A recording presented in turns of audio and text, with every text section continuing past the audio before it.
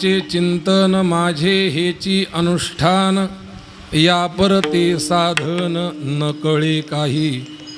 नामची सार नामची सार, उतरेल भवपार पैल तीर. पुढे काय? आणि कसायास नको काया क्लेश, नामाविण सोस करू नको. नामची सार उतरेल भवपार पैल तीर. चोखा म्हणे माझा नामची भरवसा, जेथे कळी काळाचा रीघ नाही. नामची सार उतरेल भवपार पैल तीर. समचरण सरोजम सांद्रणीलांबुदाभं, जघननिहितपाणिं मंडनं मंडनानां. तरुण तुलसीमाला कंदरं कंजनेत्रं, सदय धवलहास्यं विठ्ठलं चिन्तयामि. पांडुरंगा करू प्रथम नमन, पांडुरंगा करू प्रथम नमन, पांडुरंगा करू प्रथम नमन, पांडुरंगा करू प्रथम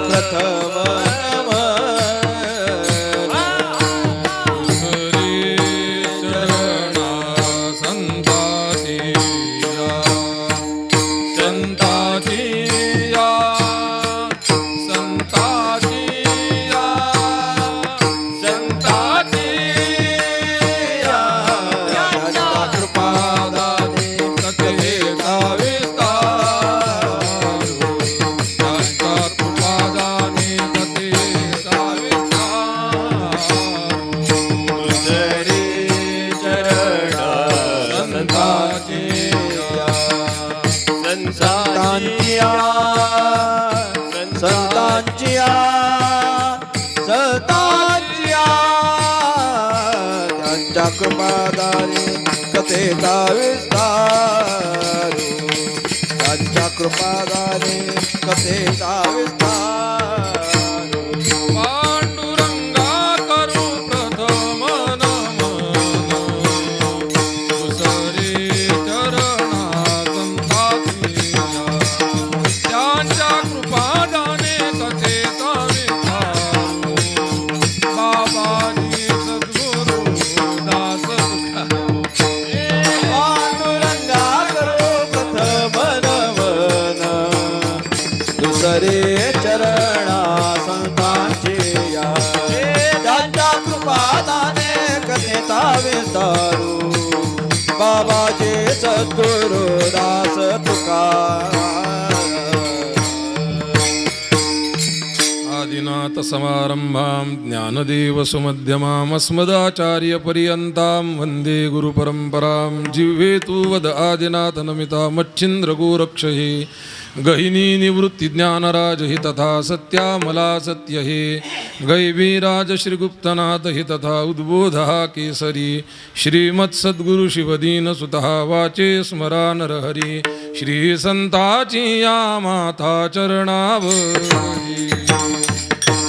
श्री संताची या माता चरणावरी, श्री संताची या माता चरणावरी, श्री संताची या माता चरणावरी.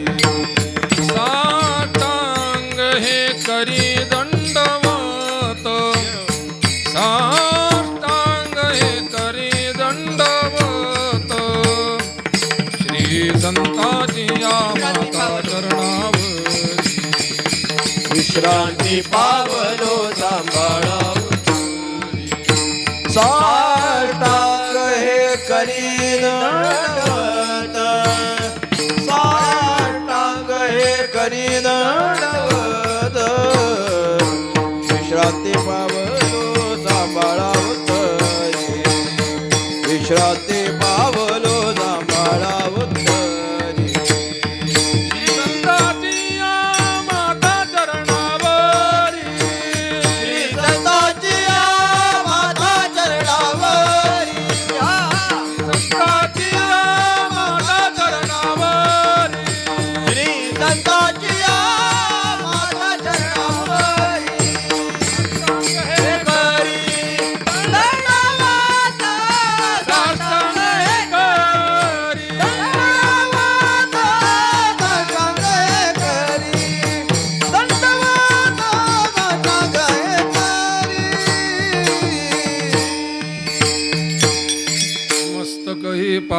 पावनी या वारकरी संतांच्या अखिल गुणनिधान षड्गुण ऐश्वर्य संपन्न भगवान पंढरीनाथ परमात्मा मुक्त कैवल्य तेजोनिधी भगवान श्री ज्ञानोबाराय जगद्गुरु श्री संत तुकाराम महाराज आदी प्रभृती सर्व संतांच्या चरणी वंदन करून उपस्थित सर्व गुणीजन गायक वादक महाराज मंडळी महंत मंडळी आणि सर्व भगवत स्वरूप मायबाप श्रोत्यांना अभिवादन करून सेवेला सुरुवात करू. विठाल विठाल विठाल.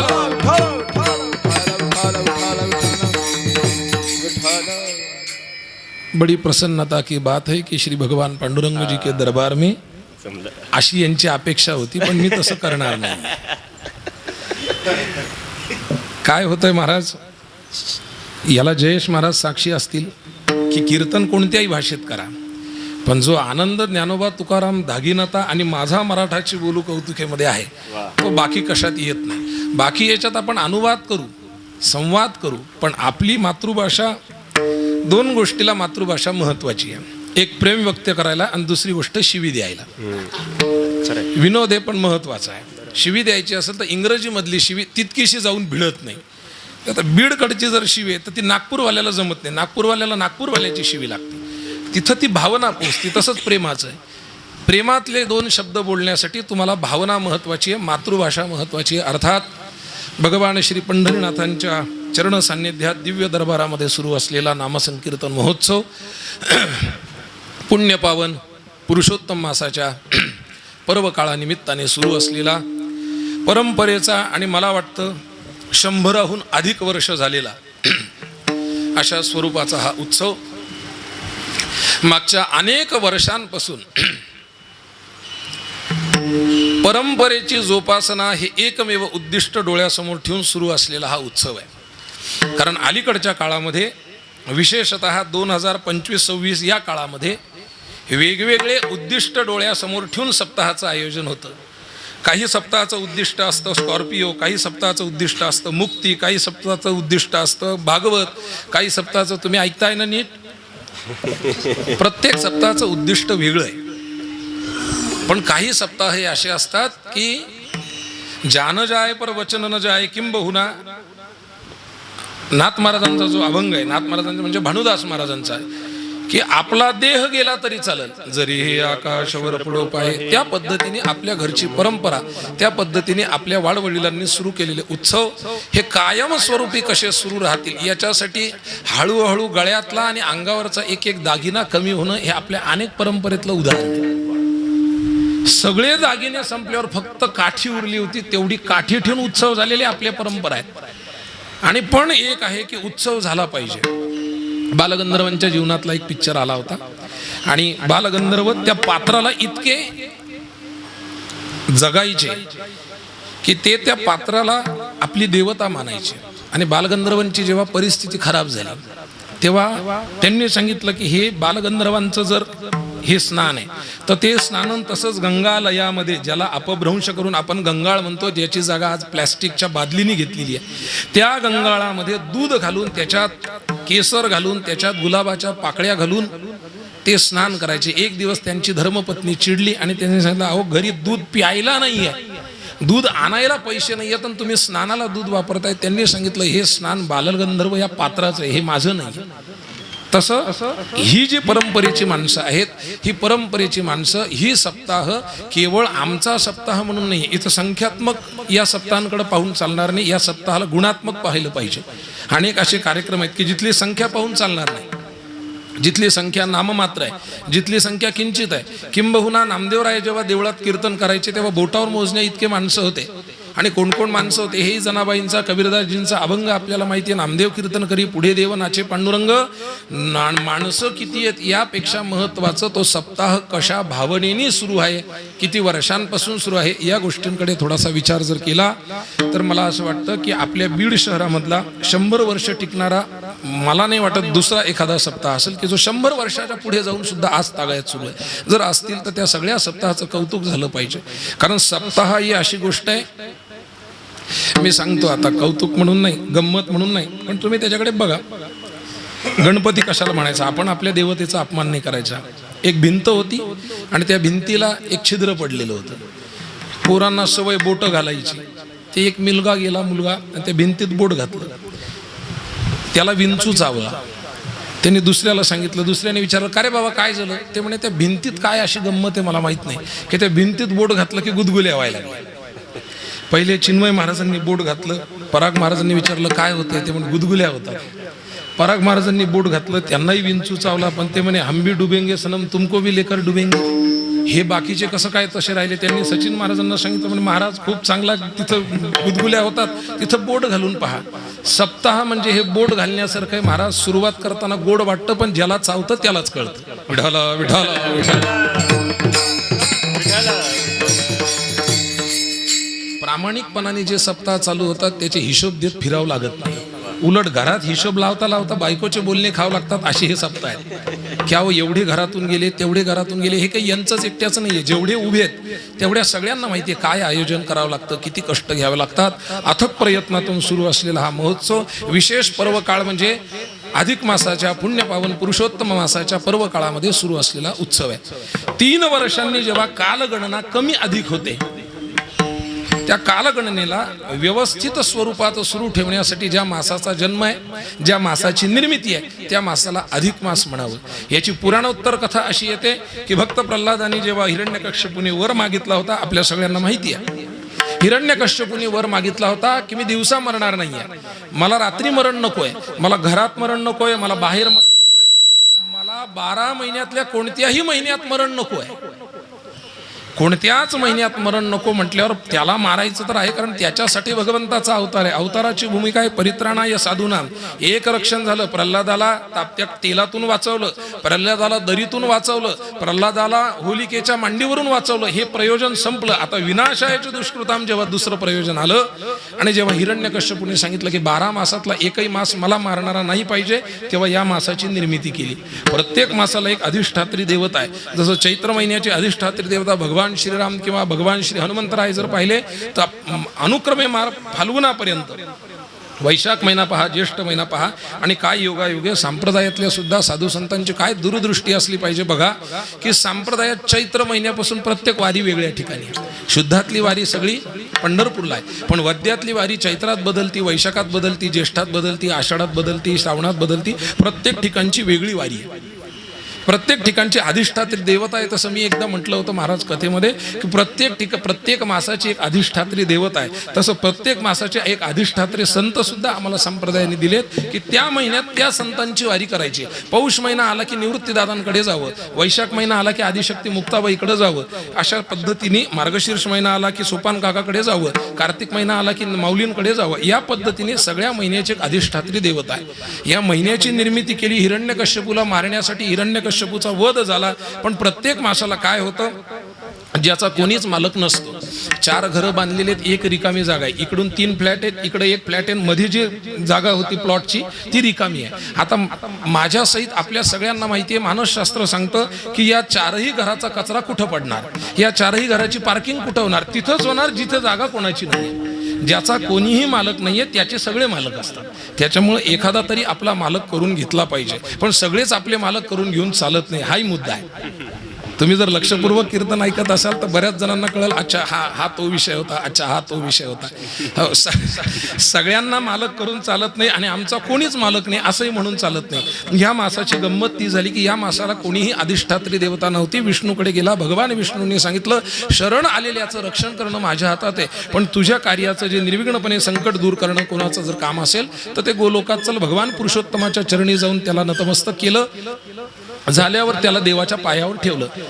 माणसामध्ये आणि देवामध्ये एक फरक आहे. माणूस आपल्या समोर कोणाला उभं बघू शकत नाही आणि देव आपल्या समोर कोणाला पडलेला बघू शकत नाही. माणसाचा स्वभाव आहे की तो माझ्या समोर उभा आहे का त्याला पाडला पाहिजे. इलेक्शन आत्ता झाले आणि मला तरी असं वाटतं सचिन महाराज की संप्रदायात आपलं राजकारणात 5 वर्षांनी होतात. माझा दृष्टांत इथंच पूर्ण वाक्य झालंय माझं. राजकारणामध्ये इलेक्शन पाडापाडीचं 5 वर्षांनी एकदा होतं. आमच्यात रोज चालतं. हा, ते तुम्हाला कळलं नाही म्हणून मला सांगावं लागलं. आम्हाला आमच्या समोर दुसरा कोणी उभा राहिलेला सहन होत नाही आणि देवाला देवासमोर कोणी पडलेला सहन होत नाही. देवाने त्याला हाताला धरून उचललं, सांगितलं काय तुझी अडचण आहे. त्यांनी सांगितलं देवा 12ही मासाचे जे सगळे पाप आहेत ते मला येऊन चिटकतात आणि म्हणून ह्या मलमासाचा स्वामी मी झाल्यामुळं मला मलमास असं नाव पडलं. आणि मग त्या दिवशी भगवान परमेश्वरांनी पुरुषोत्तमानी या मासाला वरदान दिलं की पुरुषोत्तम मास म्हणून प्रसिद्ध होईल त्रिभुवनी मुक्त होईल माझी गुणीय स्वामी मीच या झाला. अधिक मास महात्म्याची पोथी आपण वाचा, त्याच्यात आपल्याला सगळी ही कथा मिळेल. अजून काही कथा आहेत.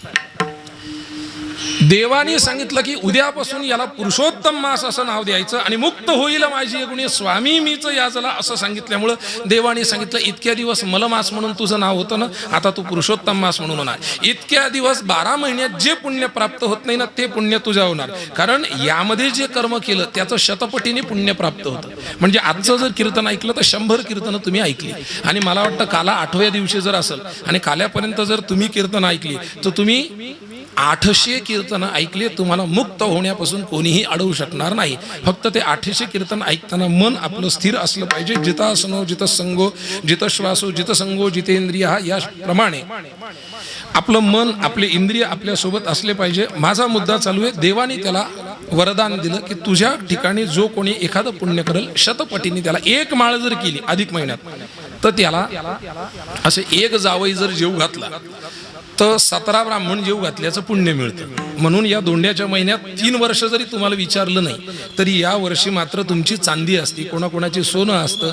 आता तुमच्या दोघांचं काय होईल ते तुम्ही मला नंतर सांगा.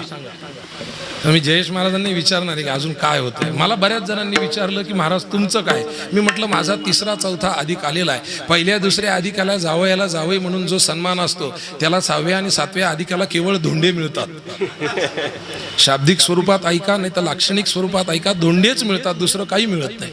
हो, तर याच्या जावयाला काय दिलं तर त्याचं शतपटीने पुण्य प्राप्त होतं. आणि दुसरी गोष्ट एक वरदान या मासाला असं दिलं की या मासामध्ये कुठलंही लौकिक व्यावहारिक कार्य होणार नाही. म्हणजे वास्तुशांती, लग्न समारंभ, साखरपुडा काहीही कार्यक्रम या मासात होत नाही. या मासाची निर्मितीच केवळ भगवान परमेश्वराची प्राप्ती, यजन याजन अध्ययन अध्यापन दान धर्म आणि प्रतिग्रह एवढ्या गोष्टी कराव्या यासाठी या अधिक मासाची भगवंताने निर्मिती केली. त्या दिवशीपासून याला पुरुषोत्तम मास नाव मिळालं.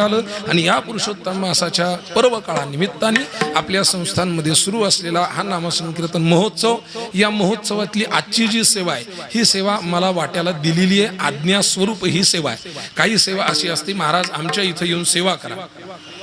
काही सेवा अशा असतात की महाराज आमच्या इथून एखादी सेवा करा, हा उद्याची जशी येते. आणि काही सेवा अशा असतात की महाराज आमच्या इथं येऊन या अभंगावर सेवा करा. विठ्ठल विठ्ठल विठ्ठल विठ्ठल विठ्ठल विठ्ठल विठ्ठल. तुम्ही नव्हते म्हणून सांगतो. ऐकलं नाही नाही तर मी पुन्हा सांगेन. बरोबर लागलं. सांगू जाऊ द्या, नाही सांगायचं. बरं सांगतो. नाही त्यामुळे माझ्या जीवनामध्ये मला 2दा अभंग मिळाले. पहिला अभंग मिळाला होता 2013ला. ऑक्टोबर महिना होता आणि कार्तिक महिन्याच्या आधीचे दिवस होते. वारकरी शिक्षण संस्थेचे परीक्षक हरिभक्तीपरायण श्रद्धेय आदरणीय संदीपान महाराज आसेगावकर यांनी 6 अभंगांमधून एक अभंग दिला होता. आम्हा भाविकांची जाती एक विधजी श्रीपती अलंकार युक्ती सर्व शकेची ना. आणि माझ्या जीवनामध्ये संदीपान महाराजांनंतर जर मला अभंग देऊन कीर्तन करायला जर कोणी लावलं असेल तर ते हरिभक्तीपरायण श्रद्धेय चिन्मय महाराजांनी. महाराज आपला अधिकार तेवढा आहे की ज्यांना लोक 25,000 देऊन यान काही सांगा म्हणतात त्यांना तुम्ही म्हणता काही नाही सांगायचं, हे सांगायचं. म्हणजे तुम्ही किती श्रेष्ठ आहे. जसं उद्धवाचा आपला नारदाचा आणि वसुदेवाचा संवाद झाला आणि त्या वसुदेवाच्या नारदाच्या संवादामध्ये नारद वसुदेवाला म्हणतात तुम्ही महात्मे तुम्ही काय करता म्हणे, तुम्ही अच्युतात्मे निज निर्धारी म्हणून देवो तुमचा स्नेहदारी. तुम्ही म्हणाल त्या ते उद्धरी एरवी हाती न धरी आणाते. भगवान नारदांना वसुदेव म्हणतात तुम्ही अच्युतात्मे आहात आणि तुम्ही कसे आहात, तुम्ही म्हणाल त्या ते उद्धरी. तुम्ही जर सांगितलं देवा हे तर देव त्याचा उद्धार करतात. मग ती शिळा असली तरी उद्धार करतात. तसं महाराजांनी सांगावं. 8 दिवस कीर्तनकारांनी महाराजांचं ऐकावं. याच्यातून महाराजांचा अधिकार आपल्याला कळून येतो. ती आज्ञा प्रेमाची असली तरी पाळावी लागती, ती आज्ञा गुरुची असली तरी पाळावी लागती आणि मला असं वाटतं ती आज्ञा संस्थानाची असली तरी पाळावी लागते. विठ्ठल विठ्ठल विठ्ठल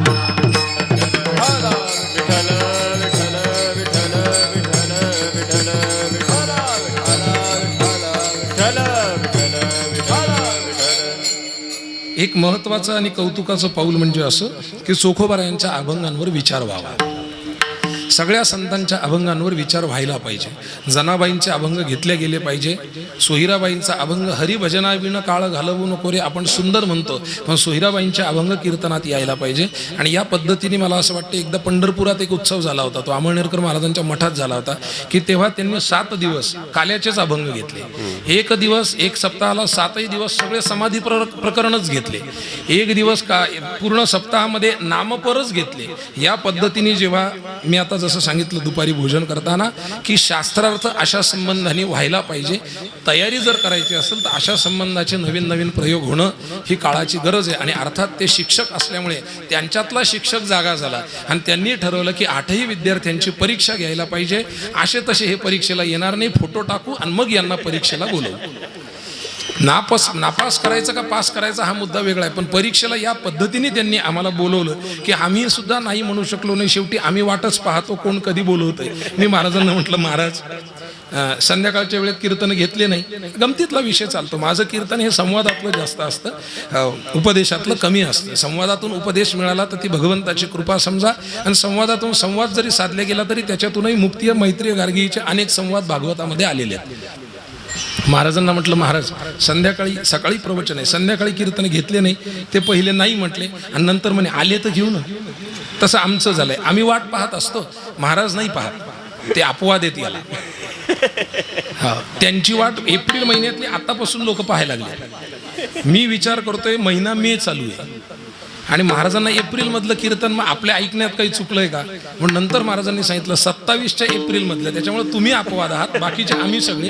एक तर भेटत नाही, भेटलं तर तिथं बोलवलं तिथं जायचं आहे. मग आता बोलवल्यावर त्यांनी सांगितलं जसं काय झालं, मला म्हणे महाराज जी आपको कथा करणी आहे. मी त्यांना हो म्हटलं. हो म्हटल्यावर त्यांनी सांगितलं भक्त माल करणी आहे. मी लगेच 7 दिवसाचा 5 दिवसावर आलो. रीस घ्यायची नाही म्हटलं, जरी घ्यायची तरी जेवढ्यापर्यंत पाय मारता येतात हात मारता येतात तोपर्यंत समुद्रात पोहावं. उगं आपण सगळेजण स्वातंत्र्यवीर सावरकरांसारखं बळ दाखवू शकत नाही. आणि जेव्हा ते मला म्हटले की महाराज कथा हिंदीत करायची आहे, मी त्यांना नाही म्हणू शकलो नाही, पण माझी नाही म्हणायची इच्छा होती. तसं आज झालं. पण आजचा अभंग पाठांतर करण्यासाठी चिन्मय महाराजांप्रमाणेच मला ज्यांनी कटाक्षाने 12 वाजेपासून 3दा सांगितले की उद्बोध अभंग पाठ कर. माझ्या सद्गुरूंनंतर जर मला अभंग पाठ कर एवढं चंदिले नानानंतर जर कोणी म्हटलं असेल तर ते आदरणीय सचिन महाराज आहेत की त्यांनी सांगितलं अभंग पाठ कर, अभंग पाठ कर. हे बघा तुम्ही किती काही म्हटले बरं का तरी व्हायची ती होतीच. तुम्ही किती म्हटले पाठ कर तरी जेवढा व्हायचा तेवढाच होणार आहे. आणि आपण किती ठरवलं या अभंगावर या विषयाने बोलावं तरी जे चिंतन त्या दृष्टिकोनातून आपल्याला करायचे तेवढंच करता येणार आहे. एक 5-6 विषय या अभंगाच्या स्वरूपाने मी मांडणार आहे की एक तर नामाचं चिंतन आहे, हे शब्द अनेकदा पाहायला भेटतात, पण माझे हेची अनुष्ठान हा शब्द पाहायला मिळत नाही. हा एक मुद्दा आहे की नामाचं अनुष्ठान आजकाल खूप कमी झालेलं आहे. दुसरा मुद्दा असा होता की बाकी सगळ्या गोष्टींसाठी सायास करावे लागतात, ही एकच गोष्ट अशी आहे की या गोष्टीसाठी सायास करावे लागत नाही. आणि तिसरा मुद्दा असा होता की ज्या गोष्टीचा भरवसा संतांना आलेला आहे तर ती गोष्टच आपण करण्यामध्ये आपलं हित आहे. विठ्ठल विठ्ठल विठ्ठल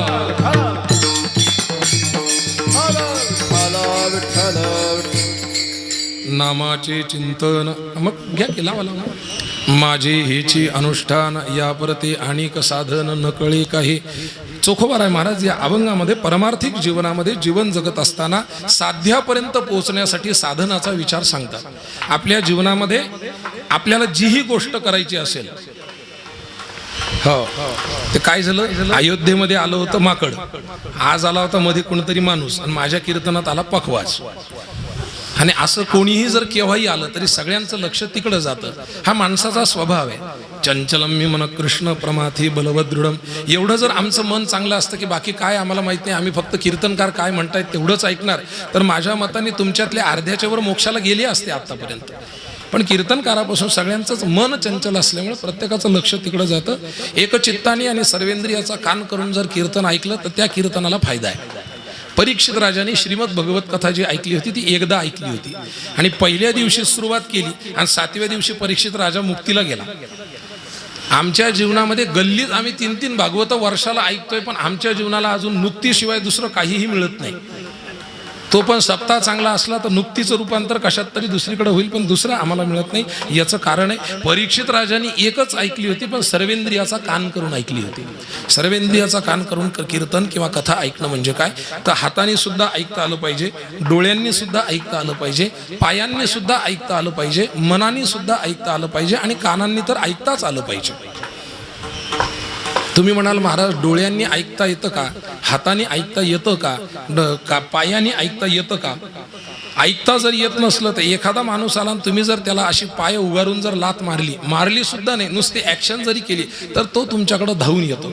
धावून यायचं कारण काय, त्याने तुमच्याकडून एखादा शब्द ऐकला काही नाही, पण त्याने ऐकलं हे डोळ्याने. तुम्ही बोलले पायाने, त्यांनी ऐकलं डोळ्याने. तुम्ही कधी कधी मोठे डोळे करता. आपली एखादा घरात लहान मुलगा असतो आणि त्या लहान मुलाला आई पढवून ठेवते, पडविले पाखरू जैसे न बोले का क्रीडा मृगही तैसा न चले. भगवान अर्जुनाच्या आणि पांडवांच्या प्रेमाबद्दल हे बोलतात. एखादा लहान मुलं आहे, पडविले पाखरू जैसा न बोले. एखाद्या लहान मुलाला जर शिकवलं की उद्या पाहुणे येणार आहेत आणि पाहुणे आल्यानंतर तुला उद्या त्यांच्यासमोर चांगलं वागायचं आहे, रडरड करायची नाही आहे, केस ओढायची नाही आहे, आईला जडजड करायचं नाही आहे, ते सगळं आई पढवून ठेवते. दुसऱ्या दिवशी पाहुणे येतात आणि जेव्हा पाहुणे आले तेव्हा 2-3 मिनटं हे पोरगं ॲक्टिंग चांगली करतं आणि चौथ्या मिनिटाला त्याच्या मूळ स्वरूपावर येतं आणि जो काय रोजचा धिंगाणा आहे तो करायला लागतं. तेव्हा आई सगळ्यांसमोर असल्यामुळं असलेलं हातातलं लाटणं मारत नाही, पण आई करते काय, डोळे मोठे करून त्याच्याकडे पाहते. जसं आईने डोळे मोठे केले तसं त्या मुलाला कळतं आई आपल्याला रागवायला लागली ना, आता फटके खायच्या आधी आपण शांत बसलं पाहिजे. आईच्या डोळ्यातली भाषा तो मुलगा ऐकतो. आई तोंडाने एकही शब्द बोलत नाही आणि मुलगा कानाने ते ऐकतोय. याचं कारण काय, तर आई डोळ्यांनी बोलली आणि ते मुलगा त्या मुलाने डोळ्यांनी ऐकलं. म्हणजे कथा कीर्तन हे डोळ्यांनी ऐकता येतं, कथा कीर्तन हे कानाने ऐकता येतं आणि कथा कीर्तन हे सर्वेंद्रियाने ऐकता येतं. जेव्हा ते सर्वेंद्रियाने ऐकलं तेव्हा त्याचा परिणाम अत उत्तम मया राम यदि शुद्धेही चेतसी उपदेशो हि प्रसरती तैलबिंदुरिवांभसी. या योग वसिष्ठाच्या उपदेशाप्रमाणे कानातला उपदेश मनात जाईल, मनातला उपदेश आपल्या आचरणात येईल आणि आचरणात आल्यानंतर त्या पद्धतीने त्याचे बदल आपल्या जीवनामध्ये दिसतील. नुसतं ऐकलेला उपदेश आपल्या जीवनात लागू होत नाही. रस्त्याने गाडी चालवतोय, डोळ्यांना उपदेश दिसलाय की लाल लाईट लागलाय म्हणजे गाडी थांबवायची. शहाणे माणसं लाल लाईट लागला की गाडी थांबवतात. आतापर्यंत तरी शहाणे थांबवतात, तुमच्याकडे कोण थांबवत नसेल मला माहित नाही. शहाणा माणूस लाल लाईट दिसला गाडी थांबवतो. लाल लाईट दिसला हे पाहिलंय डोळ्यांनी, विचार गेलाय मनामध्ये पर्यंत, मनामधून विचार गेला बुद्धीपर्यंत, बुद्धीमधून विचार कमांड आली पायाला, पायाने पहिले ॲक्सिलेटर दाबलं, ॲक्सिलेटर नंतर कमांड आली डाव्या हाताला, डाव्या हाताने गिअर न्यूट्रल केले आणि मग उजव्या हाताने पुन्हा ब्रेक दाबला. एक डोळ्यांनी पाहिलेला उपदेश सर्वेंद्रियाने त्याचं काम केलं तेव्हा ती गाडी लाल दिवस दिसला की थांबते. त्या पद्धतीने एक कीर्तनातून ऐकलेला उपदेश आपल्या सर्वेंद्रियामध्ये जाऊन जोपर्यंत त्याचं अनुकरण होत नाही तोपर्यंत तो विषय आपल्याला आत्मसात होत नाही. साधनाबद्दल चोखोबाराय विचार करतात की याच्याशिवाय दुसरं चांगलं साधन माझ्या जीवनामध्ये मी पाहिलं नाही. आध्यात्मिक जीवनामध्ये, प्रपंचामध्ये आणि परमार्थामध्ये साध्यापर्यंत पोहोचण्यासाठी साधन हे अत्यंत आवश्यक आहे. प्रपंचामधले साध्य बदलत चालल्यामुळे साधनं बदलत चालली आहेत, तसं परमार्थामध्ये सुद्धा युगांतानंतर साधन बदलत आहेत. जसं कृते ध्यायतो विष्णू त्रेतायाम यजतो मुखैः द्वापारे परिचर्यायाम द्वापारे परिचर्यायाम कलौतात संकीर्त कीर्तनात काय सांगितलेलं आहे, कृतयुगी शमदम साधन, द्वापारी आगमोक्त पूजन, त्रेतायुगी वेदोक्त यज्ञ तंत्र विधान विधियुक्त. नाथ महाराज म्हणतात ती अवघीच साधने कलिने लाजविली कीर्तने, जेथ नाचता गातता आपणे वश्य करे परमात्मा. नाथ महाराज म्हणतात कृतयुगामध्ये परमार्थ प्राप्तीचं साधन वेगळं होतं, त्रेतायुगामध्ये परमार्थ प्राप्तीचं साधन वेगळं होतं, द्वापार युगामध्ये परमार्थ प्राप्तीचं साधन वेगळं होतं. तसं कलियुगामध्ये सुद्धा परमार्थ प्राप्तीचं साधन वेगळं असतं. साध्यात बदल होत नाही, साधनात बदल होतो. थोडासा विचार ऐका, सिद्धांतात बदल होत नाही, दृष्टांतात बदल होतो. मी अनेकदा सांगत असतो की 2 आणि 2 4 हा सिद्धांत आहे. हा सिद्धांत तुम्ही भारतात मांडा, अमेरिकेत मांडा, रशियात मांडा, नाही तर अजून कुठंतरी मांडा.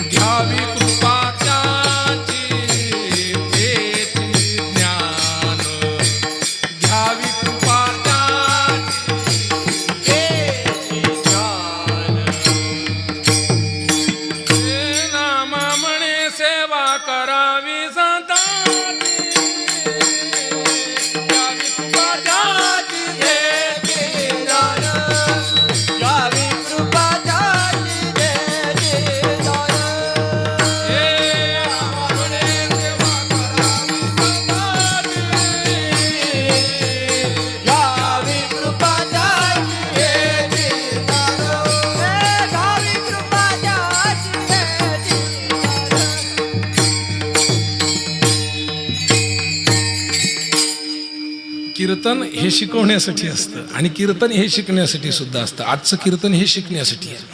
हां, जसं लगेच शेवटी महाराजांनी चाल सांगितली. आणि शिकवणाऱ्याचा एक गुण असतो की तो क्रियात्मकही शिकवतो, तो तुम्हाला वचनात्मकही शिकवतो, तो तुम्हाला गुणात्मकही शिकवतो. म्हणजे शिकवणाऱ्याकडून जसं कसं राहायचं हे जर एखाद्याकडून शिकायचं असेल तो उत्तम राहिलं पाहिजे, उत्तम कपडे घातले पाहिजे, चांगली घड्याळ घातली पाहिजे, हे सांगावं नाही लागत.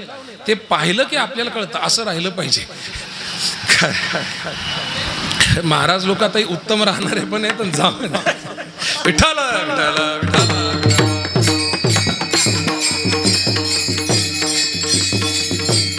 माझा संवादात्मक कीर्तन आहे. हे कीर्तन दोघांमधला संवाद जर उत्तम पद्धतीने झाला तर त्या संवादामधून काहीतरी उपदेश आपोआप निर्माण होतो. हे संवादाचं महात्म्य आहे. आणि दोघांमध्ये जर वाद निर्माण झाला तर त्या वादामधून काहीतरी वैतुष्ट्य आपोआप निर्माण होतं. हे वादाचं सुद्धा महात्म्य आहे. भगवान सांगतात आधी सद्गुरूंकडे गेलं पाहिजे, पण कधी? चित्त शुद्ध झाल्यानंतर. चित्त शुद्ध तरी शत्रुमित्र होती ही आपपरत्वाची भावना जेव्हा मिटल, ती मिटल्यानंतर आपल्याला सद्गुरूंकडे गेलं पाहिजे. आता सद्गुरूंकडे गेल्यानंतर ज्ञानाचा विषय सुरू होतो, पण ज्ञानाचा विषय सुरू व्हायच्या आधी सेवा तिथं मध्ये असते. एत सेवा हा दारवंटा.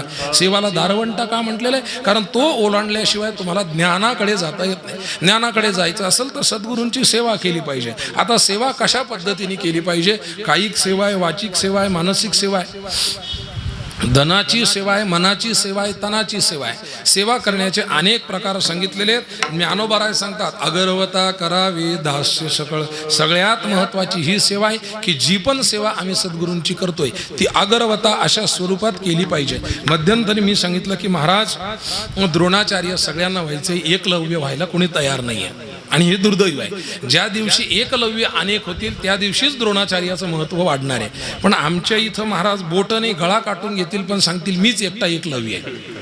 एकलव्य होण्यासाठी आधी द्रोणाचार्य पाहिजे, पण द्रोणाचार्य सिद्ध होण्यासाठी एकलव्य पाहिजे.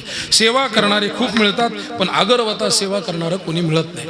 महाराज सांगतात सेवा करायची आता कशी करायची? तन मन धन केले गुरुसी अर्पण. एकदा सेवा केली की तद्विधी प्रणिपातेन परिप्रश्नेन सेवया. दोन गोष्टी सांगितल्या, एक प्रश्नेनं आणि दुसरी गोष्ट सेवया.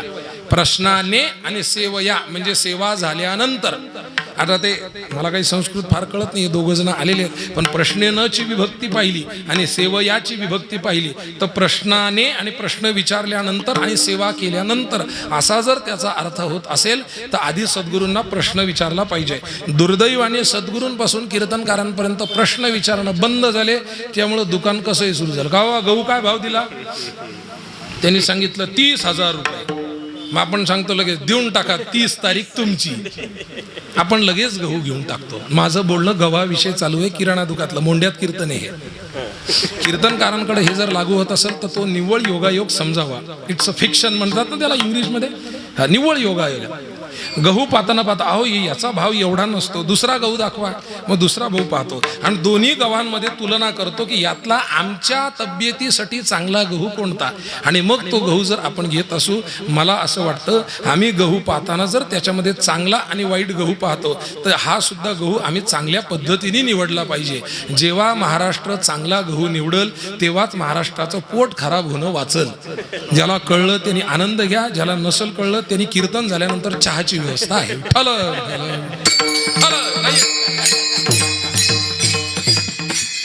नाहीये म्हणे, असू द्या. पण आपल्या आग्रह असतो चिन्मय महाराज पाजू पण शकतील. असो, माझा मुद्दा असा चालू आहे, सेवा केली पाहिजे, प्रश्न विचारला पाहिजे. एकदा सद्गुरूंना प्रश्न विचारला की मग सद्गुरू आपल्याला उपदेश करतात. काय? तद्विधी प्रणिपातेन परिप्रश्नेन. काय? श्रोत्रिय ब्रह्मनिष्ठ आणि कृपाळू असणारे सद्गुरू आपल्याला ते काय करतात तर ज्ञान देतात. तो ज्ञान, ते ज्ञान आपल्या कानापासून मनापर्यंत आलं की तत्वमसी असणाऱ्या उपदेशापासून अयम आत्मा ब्रह्म आणि इथून पुढे सर्वं खलविदं ब्रह्म इथपर्यंत ज्ञानाचा उपदेश येतो आणि इथं येऊन ज्ञान थांबतं. माझा मुद्दा इथं आहे. कर्म नावाचं साधन चित्तशुद्धीपर्यंत येतं आणि हात वर करतं. ज्ञान नावाचं साधन एकदा तुमच्यामध्ये तत्वमसी तेच तू आहेस, त्याच्यानंतर अयम आत्मा ब्रह्म, तो ब्रह्म म्हणजेच मी आहे. आणि एकदा सर्वा घटी राम देहादेही एक सूर्यप्रकाशक सहस्र रश्मी किंवा ज्ञानदेवा पाठ हरी हा वैकुंठ भरला घन दाट हरी भरला घन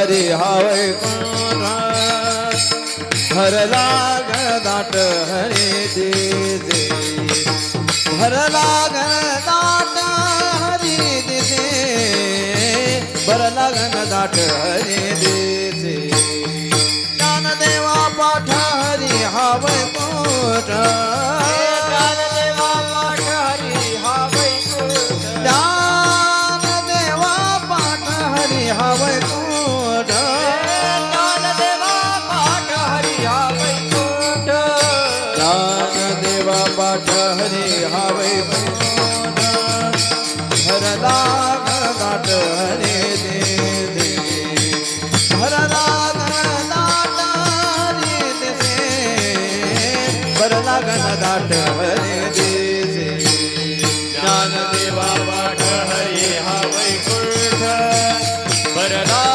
घनदाट भरला घनदाट हरी दिसे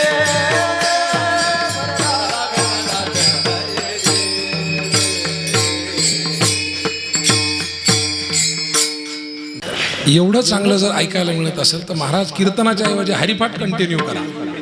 अर्थात मी पहिलेच सांगितलं हे कीर्तन शिकण्याचं कीर्तन आहे आणि त्यातल्या त्यात अशी माणसं जर सोबत असतील तर माझ्यासारख्या पामरांनी आणि अल्पबुद्धी माणसांनी यांच्याकडून प्रत्येकाकडून काही ना काही शिकलं पाहिजे. प्रत्येकाकडे एक एक गुण असा आहे. माझ्यात काय गुण आहे मलाच माहिती नाही, त्यांना फक्त माहीत झालं कसं काय देव जाणे. हा म्हणून तर सांगतोय ना माझ्यात नेमकं काय हे मला माहीत नाही, पण अशा काही माणसांना माहीत झालं की माझ्यात काय म्हणून त्यांनी माझं नाव त्याच्यामध्ये घेतलं असावं. जाऊ द्या तुमचा विषय, तुम्ही आज ठरवलेलंच आहे. त्यांनी एकदा घेतलं होतं महाराज, तुम्ही रोज घ्यायला लागले. आपल्या आवाजाने आणि आपल्या शब्दांनी मंत्रमुग्ध करणं हे सोपं नाहीये आणि हे रक्तात असावं लागतं. याच्यावर दैवी कृपा असावी लागते. मंगेशकर घराण्याला ते आशीर्वाद मिळाला आणि तो आशीर्वाद त्या पिढीपुरता मिळाला. पंडितजींचे चिरंजीव किती छान गातात, निश्चितच उत्तम गातात, त्यात काही प्रश्न नाही आहे. परंतु जी ताकद पंडितजींच्या आवाजामध्ये होती ती ताकद दुसऱ्याच्या आवाजामध्ये नाही आहे. अर्थात बासरी सोडून जाताना वाईट वाटणं हा प्रत्येकाचा स्वभाव आहे, कारण बासरी मृदू आहे. विठाला विठाला विठाला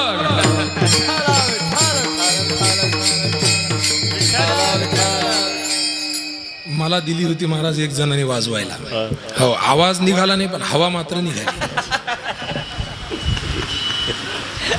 ह्या प्राण्याच्या कातड्यातून आवाज काढणं किंवा त्या बांबूच्या वेळूच्या एका नलिकेतून आवाज काढणं आणि देवे दिला देह भजना गोमटा त्या गोमट्या देहातून असा गोड आवाज काढणं हे प्रत्येकाला नाही जमत. ज्याला जमतंय त्यांनी त्याचा फायदा केला पाहिजे. हा, पण फायदाच केला पाहिजे, गैरवापर नाही केला पाहिजे. एखाद्या भाग्यवंताला जमतं. हा, क्या बात. एखादा भाग्यवंताला ते जमतं. नाही तर देवाने गाणं दिलं म्हणून आला पिक्चर की घेतली चाल असंही नाही व्हायला पाहिजे. विठाला विठाला विठाला कर्म नावाचं साधन चित्तशुद्धीपर्यंत जाऊन पोहोचतं. ज्ञान नावाचं साधन हे अयम आत्मा ब्रह्म सर्वं खलविदं ब्रह्म इथपर्यंत जाऊन पोहोचतं. तिथं ते थांबतंय. एक साधन जे आम्ही निवडलं ते कुठल्या ना कुठल्या तरी साध्यापर्यंत जाऊन थांबतंय.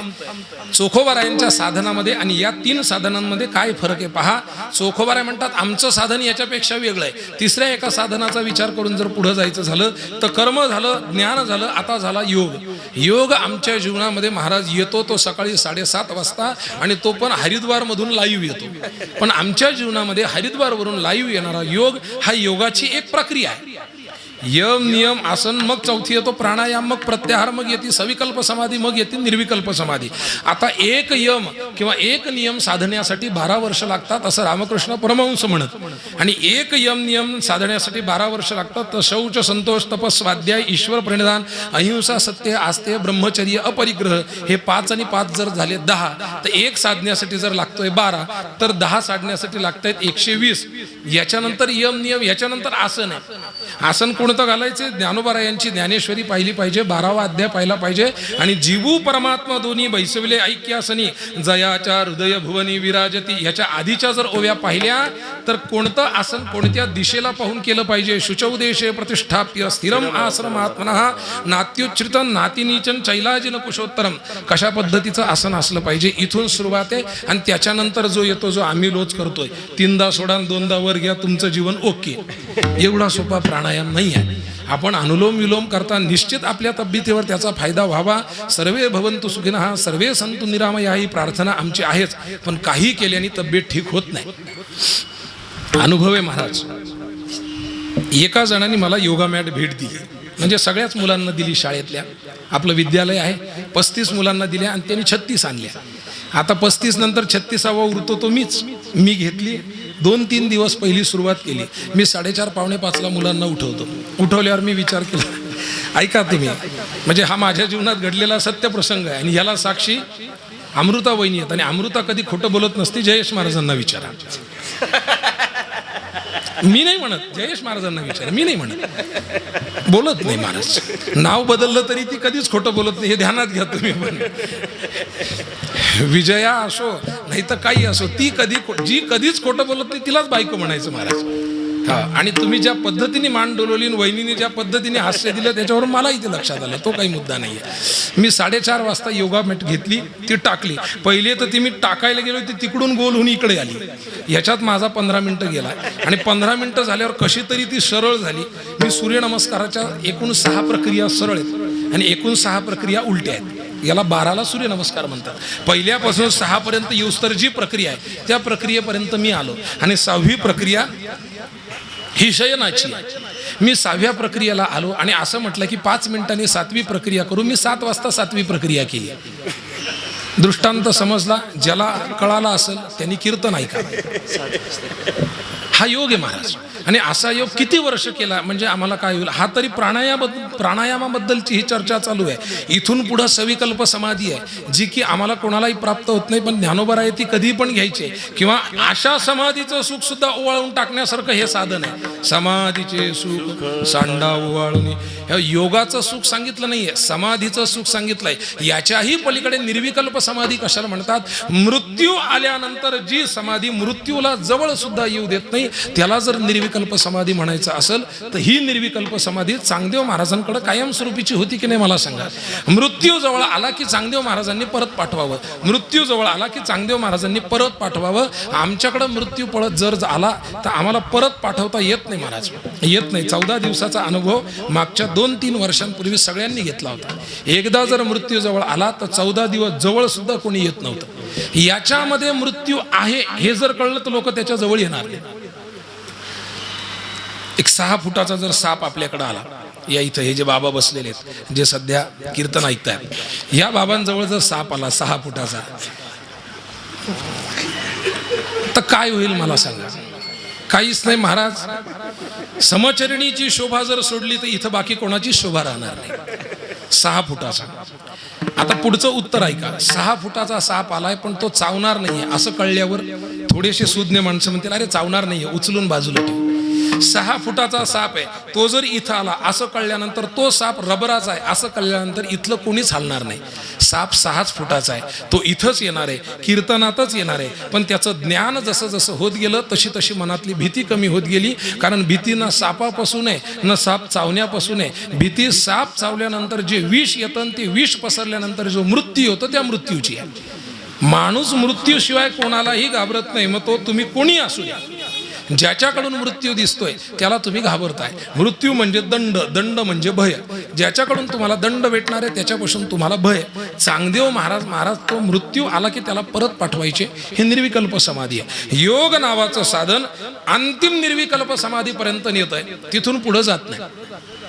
ज्ञान नावाचं साधन अयम आत्मा ब्रह्म, नंतर तत्वमसी पहिले, नंतर अयम आत्मा ब्रह्म आणि नंतर सर्व खलविदम ब्रह्म. 4ही वेदाचे जे 4 वाक्य ते अनुक्रमे कसे लावायचे याचा सुद्धा विचार आहे.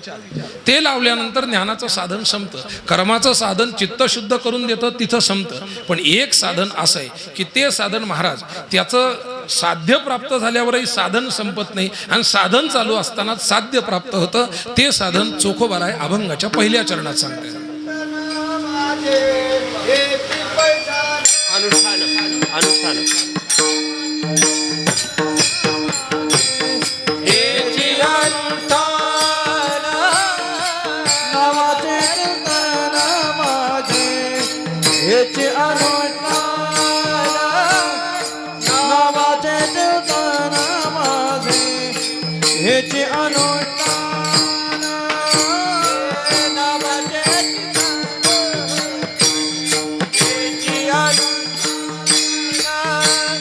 नावाचे कीर्तन माझे हेचे अनुष्ठान नावाचे कीर्तन माझे हेचे अनुष्ठान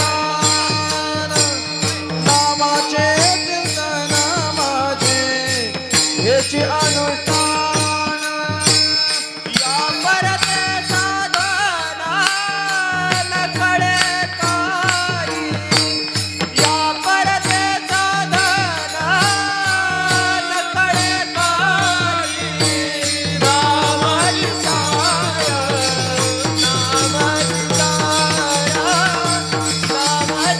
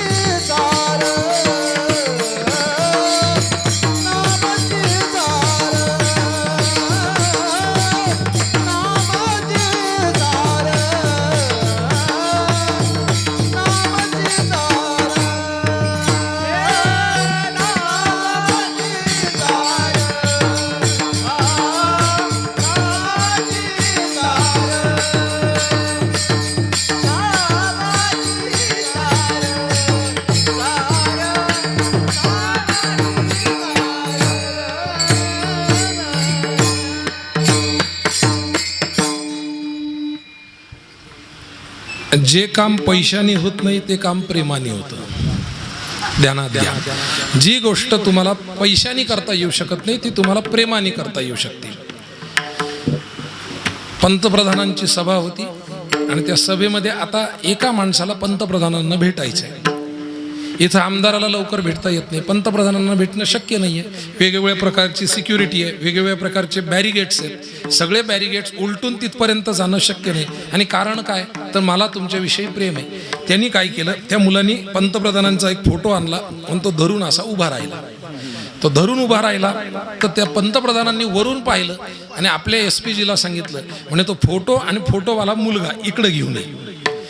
पैसे किती दिले असते म्हणजे पंतप्रधान म्हटले असते की याला इकडे घेऊन या, कितीही मोजले असते तरी तो फोटोवाला इकडे येऊ शकला नसता. जी गोष्ट पैशाने कमवता येत नाही ती गोष्ट प्रेमाने कमवता येते. मुद्दा काय चाललाय माहिती आहे का तुमचा, बहुतेक तरी तुमच्या लक्षात नाही आला. हे जे उभे आहेत 1, 2 म्हणजे आदरणीय हरिभक्तीपरायण जयेश महाराज, त्याच्या बाजूला आहेत आदरणीय हरिभक्तीपरायण सचिन महाराज, त्याच्या बाजूला आहेत आदरणीय हरिभक्तीपरायण पराग महाराज, त्याच्या बाजूला आहे आदरणीय हरिभक्तीपरायण भागवत महाराज. हे किती पैसे दिले म्हणजे यांना एकत्र बोलवता येऊ शकतं? म्हणजे अर्थात तुम्ही 30-30 हजार दिले तर आम्ही सगळे उद्या तुमच्या घरी येऊ, तो मुद्दा नाही आहे. तुम्ही भावनिक लक्षात घ्या. ऐका, हे जे काम पैशाने होऊ शकत नाही ना, ते काम या एका व्यक्तीच्या प्रेमामुळे झालेलं आहे. माझा मुद्दा इथं आहे. एवढ्याशा सप्ताहामध्ये अशा पद्धतीच्या स्वरूपाचं गायन, अशा पद्धतीच्या स्वरूपाचं वादन, अशा पद्धतीच्या स्वरूपाचे टाळकरी हे पुण्याशिवाय होत नाही. पुण्य संस्थांचं आहे, पुण्य निश्चित चिन्मय महाराजांचं आहे, पुण्य आदरणीय मोठ्या महाराजांचं आहे.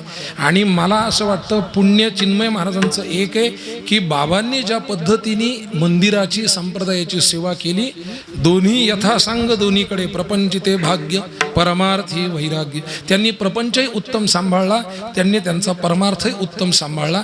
आणि अगदी कमी वयात, म्हणजे मी वयाचा जे अंतर आहे हे जन्मापासून संप्रदायातलं वेगळं वय असतं. महाराज 62 वर्षाचे जरी असले कीर्तनकार असले ते काय म्हणतात, अहो ते नवीन आहे तो, 62 वर्षाचा माणूस नवीन कसा होईल? पण ते संप्रदायातलं वय झालं.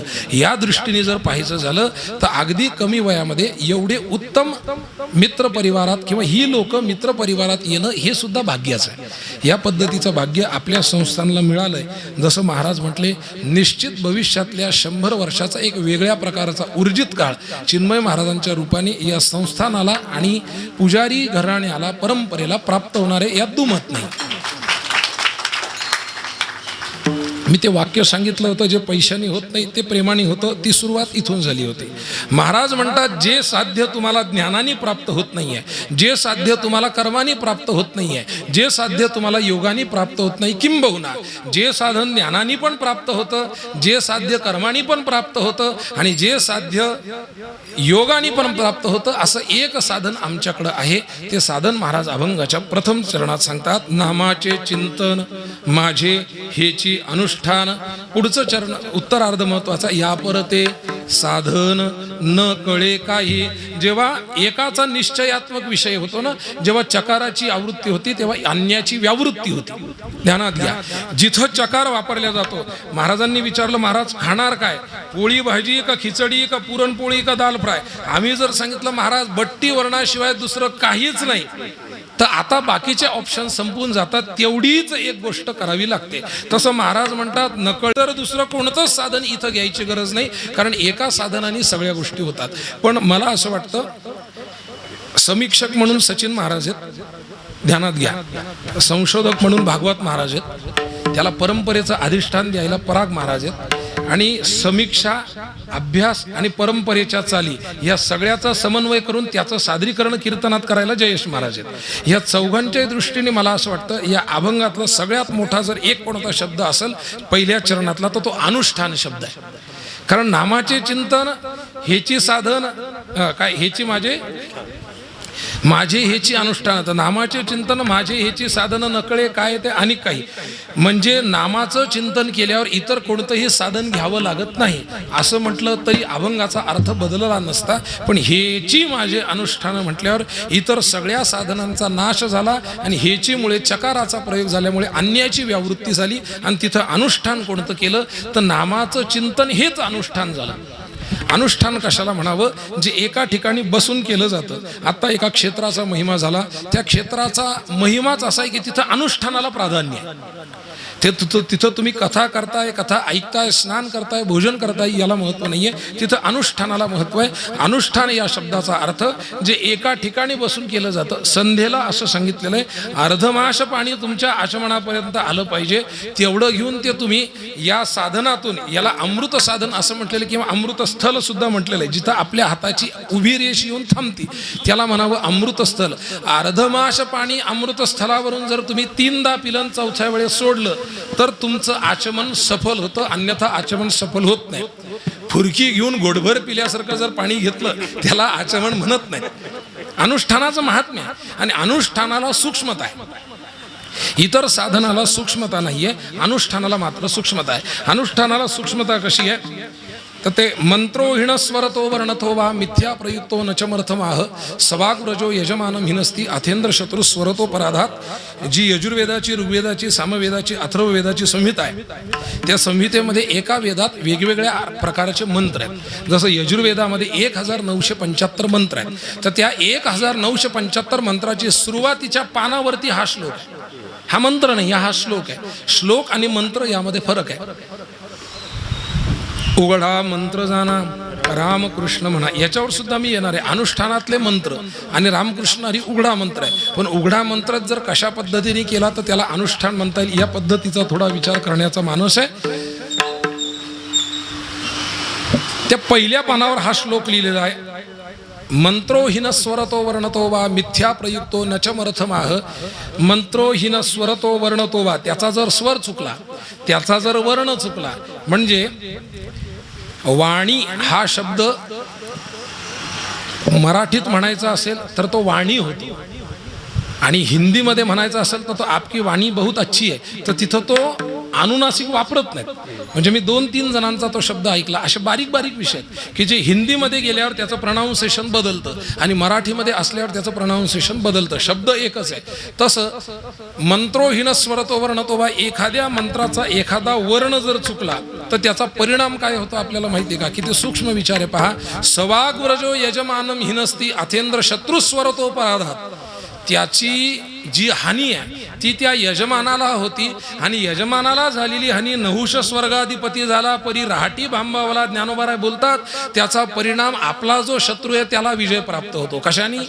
आपण जर 4 पीठं मांडलेले आहेत एखाद्या शांतीचे, एखाद्या पूजेचे, पहिले मांडले पुण्यवाचन, मग मांडलंय मातृका पूजन, मग मांडलंय सर्वतो, मग मांडलंय ईशान्य नवग्रह, आणि त्याच्या बाजूला मांडलंय ईशान्य. गुरुजी आले, त्यांनी पूजा केली, सुंदर पूजा झाली. सगळी पूजा झाल्यानंतर जर गुरुजी जाताना एखादा मंत्र चुकले तर पूजा तर फलद्रूप होत नाही, पण पूजा ज्या कार्यासाठी केलेली आहे ते कार्य विपरीत पद्धतीने कार्य करायला लागतं. मंत्राचा हा परिणाम आहे. मंत्र अनेक प्रकारचे आहेत. काही जे मंत्र आहेत, आता ते विंचू उतरवण्यासाठी ग्रामीण भागात मंत्र असतो. म्हणजे विंचू चावला तर शहरातला माणूस डॉक्टरकडे पळतो. पैठणच्या ठिकाणी मंत्र आहेत किंवा काही स्थळं अशी आहेत की त्या स्थळाला गेलं आणि तुम्ही जर पाठ घासली पराग महाराज तर तुमची पाठ बरी होती, बरं का. काही मंत्र असे की ते मंत्र पायाळू माणसाने जर तुमच्याकडे पाहून केले तर तुमचा कावीळ बरा होता. तुमचं सर्पदंश झालेलं असलं तर विषबाधा सुद्धा तुमची त्या मंत्राने बरी होती. पण ही कधीपर्यंत? जेव्हा सूर्यग्रहण किंवा चंद्रग्रहणामध्ये ज्या व्यक्तीला ते मंत्र येतात ती व्यक्ती त्या मंत्राचं सिद्धी होण्यासाठी जे अनुष्ठान करणं आवश्यक आहे ते अनुष्ठान जर करत नसेल तर ते मंत्र चावलेला साप अजून कसा चढल आणि तो ज्यांनी मंत्र मारलाय त्याच्यावर कसा चढल याच्यासाठी सुद्धा परिणामकारक असतो. म्हणजे असं आहे, विचार करून पहा कसं वाटतं बघा. एखादा कीर्तनकार आहे आणि त्याला जर हा नियम लागू झाला की भाऊ 2 तासात जर तू काही चुकीचं बोलला तर ते चुकीचं सगळं तुझ्याच सोबत होणार आहे, एवढं ध्यानात घे. मी सांगतो तुम्हाला, तुम्ही सांगता ते म्हणू नका. ज्ञानोबाराय सांगतात ते म्हणा. मी सांगतो तुम्हाला काय, तुम्ही सांगता त्याच्यासाठी थोडीची गादी आहे. गादी कशासाठी उभी आहे? यद्यदा चरते श्रेष्ठ तत्तदेवे तरोजन, हा मार्ग दावून गेले आधी दयानिधी संतते. या फोटोंमधल्या या 3 जणांनी 4 जणांनी, पांडुरंगांनी माऊलींना काय सांगितलं, माऊलींनी तुकोबारायांना काय सांगितलं, तुकोबारायांनी दुंडा महाराजांना काय सांगितलं, दुंडा महाराजांनी पांडुरंग महाराजांना काय सांगितलं, हे जर आम्हाला कळत नसेल तर ही शृंखला आमच्या माध्यमातून तुमच्यापर्यंत पोहोचणं हे आमचं कर्तव्य आहे, किंबहुना हे आमचं काम आहे. ह्याच्या व्यतिरिक्त जर आम्ही तुम्हाला TV सिरियलमधलं खुलता कळी खुलेना सांगत असो तर मला असं वाटतं ह्या 4घांनी आम्हाला फटके दिले पाहिजे, किंबहुना ते देत नाही म्हणून आमचं चालतंय. तुम्ही ऐका. कीर्तनकारांनी जर उपदेश केला तो, आता रामकृष्ण परमहंसांच्या जीवनातला उपदेश सगळ्यांना माहिती आहे. अगदी सोपं करून सांगतोय, काही तत्वज्ञान सांगत नाहीये.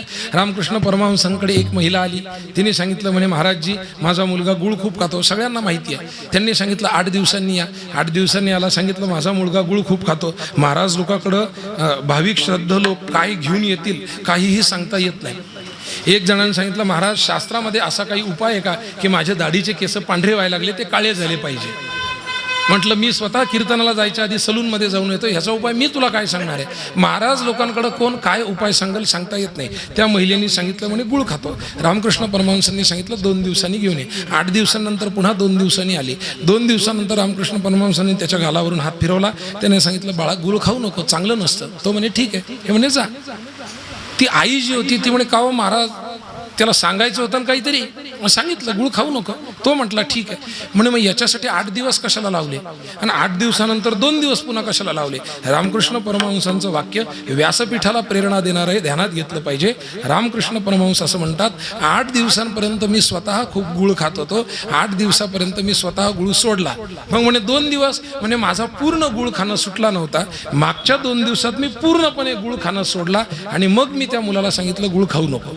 ध्यानात घ्या, तुमच्यात जर साखर न खाण्याची ताकद असेल तर तुम्ही लोकांना सांगू शकता साखर खाऊ नका. विठाला विठाला विठाला. ज्ञानोबारायांनी निवृत्तीनाथ महाराजांना जेव्हा शुद्धीपत्राचा विषय होता आणि त्या शुद्धीपत्राच्या विषयामध्ये निवृत्तीनाथ महाराजांनी सांगितलं की पैठणचे ब्राह्मण म्हटले तुम्हाला शुद्धीपत्राची गरज नाही आहे. आणि मग निवृत्तीनाथ महाराजांना आनंद झाला की निवृत्तीनाथ महाराज म्हणे की अरे आपल्याला गरज नाही आहे, मी मुळात निवृत्त असल्यामुळे. तो प्रसंग मोठा आहे, मी मुद्दा सांगतोय. तेव्हा ज्ञानोबा यांनी सांगितलं होतं की विशेष आचरावे लागे संती पावन अवस्था जरी झाली. काय म्हणे ज्ञानोबाराय बोलतात, ज्ञानदेव म्हणे ऐकाजी निवृत्ती बोलिलो पद्धती धर्मशास्त्री. ज्ञानोबाराय बोलतात की आपण कितीही मोठे झालो तरी आपल्याला साधू संतांनी सांगितलेला मार्ग अवलंबन करावा लागतो. यज्ञ कर्माची सूक्ष्मता मी आपल्याला सांगतोय. एखादा मंत्र जर आपल्याकडून चुकला तर त्या मंत्राचा विपरीत परिणाम आपल्यावर जर होतो. तर या सगळ्या मंत्रांमध्ये माझा मुद्दा अगदी धावता विषय घेऊन सांगणार, कारण आहे भरवसा इथपर्यंत, याच्यावर पण सुद्धा थोडं बोलायचं आहे आणि 10:30 वाजता कीर्तन संपवायचं आहे. कारण माझ्यासहित सगळेजण जेवणासाठी थांबलेले आहेत. आणि फार लांबवलं तर जेवणानंतरचं जे प्रयोजन आहे ते होणार नाही. बाकी सगळेजण उद्या थांबणारे, मी थांबणार नसल्यामुळं उद्याच्या प्रयोजनाला मला आज मुक्ता येणार नाही. त्यामुळे मी आजसुद्धा त्या प्रयोजनाची ध्येयपूर्ती करून घेण्याचा माझा मानस आहे. महाराज म्हणतात असं एक साधन मी निवडलेलं आहे की जे साधन निवडल्यावर ज्या साधनाचा अनुष्ठानात्मक तुम्ही प्रयोग केल्यानंतर त्या साधना वाचून तुम्हाला इतर कुठल्याही साधनाची गरज नाही. अनुष्ठान कशाला म्हणावं, जे केल्यानंतर साध्याची प्राप्ती होत असेल, त्या चौकटीतून गेल्यावर जर साध्याची प्राप्ती होत असेल, म्हणजे अजान वृक्षाखाली 108 ज्ञानेश्वरीचं पारायण करणं, याला अनुष्ठान म्हणावं. गुरुवारच्या अभंगांमध्ये एक ज्ञानोबरायांचा सुंदर अभंग आहे की अजान वृक्षाची पानं खाऊन जो अनुष्ठान करतो त्याला काय प्राप्त होतं, इंद्रायणीचं स्नान करून जो अनुष्ठान करतो त्याला काय प्राप्त होतं, आळंदी आणि सिद्धेश्वराची परिक्रमा करून जो अनुष्ठान करतो त्याला काय प्राप्त होतं. आणि ज्ञानोबरायांचा महिमा सांगताना असं म्हणतात की केवळ ज्ञानदेव ज्ञानदेव ज्ञानदेव असं जरी सश्रद्धपूर्वक अनुष्ठानपूर्वक जर जप केला तर ज्ञानदेव म्हणतात ज्ञानदेव देतो वासुदेवची होतो अखंड वदनी देतो. या पद्धतीने चोखोबराय म्हणतात या साधनाची एक गंमत आहे. ती गंमत अशी आहे की हे साधन आपल्याला साध्याकडे घेऊन जात नाही, साध्याला आपल्याकडे घेऊन येतं. न लगती सायास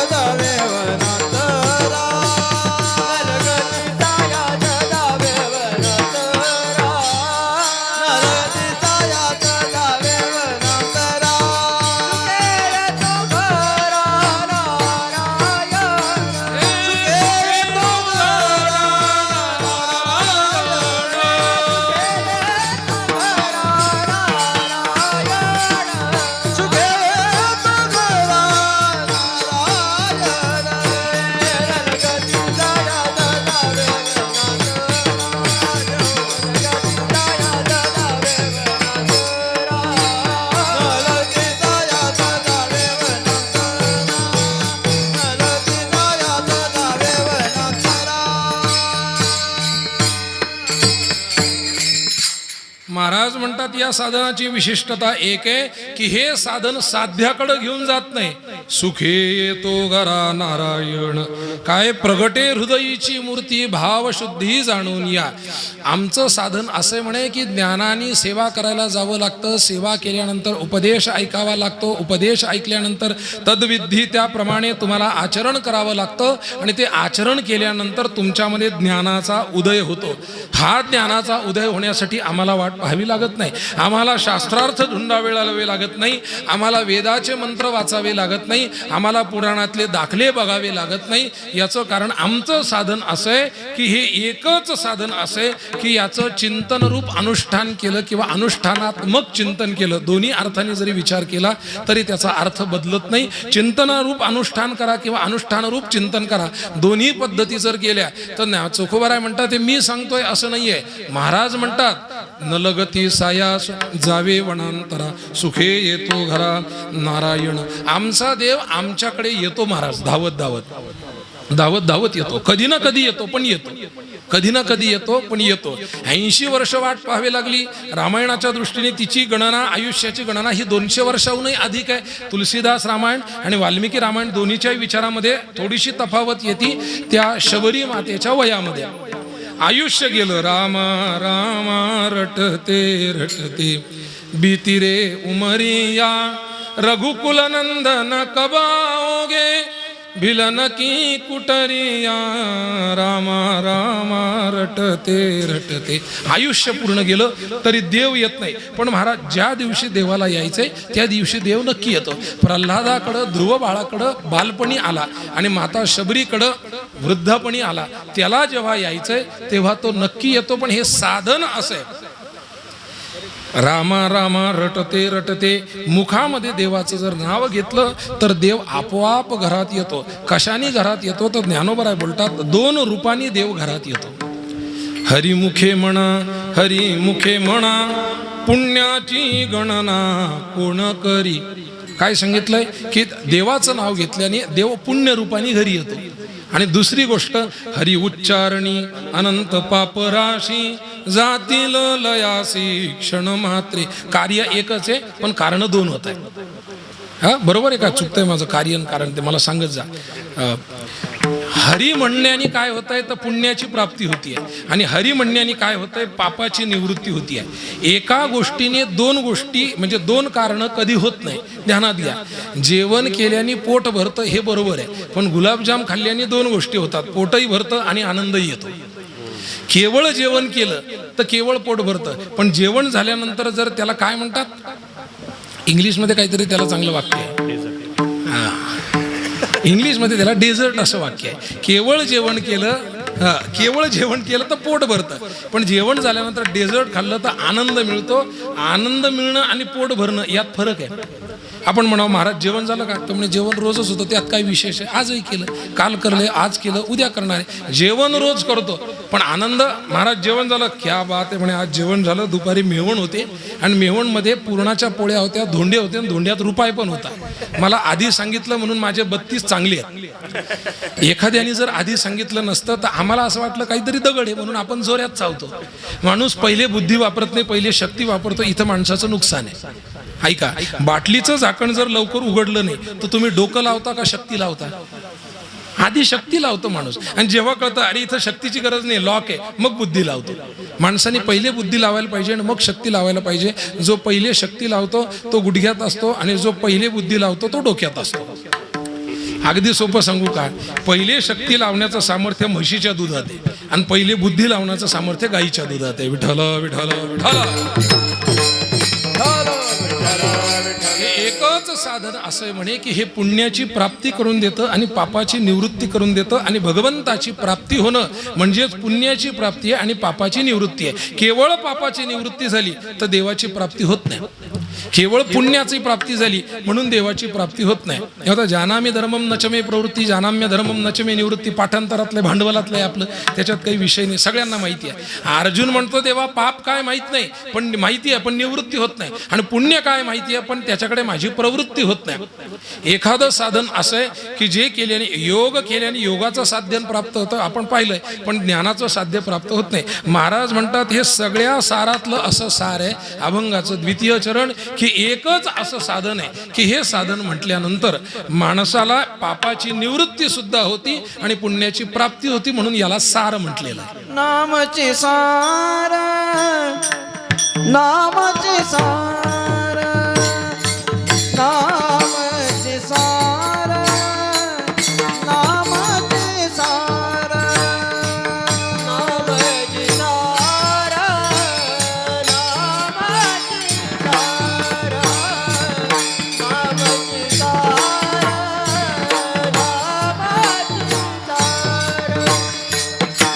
नामचे सार,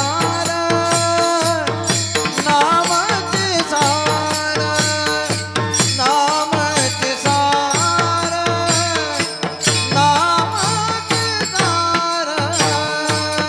नामचे सार, नामचे सार, नामचे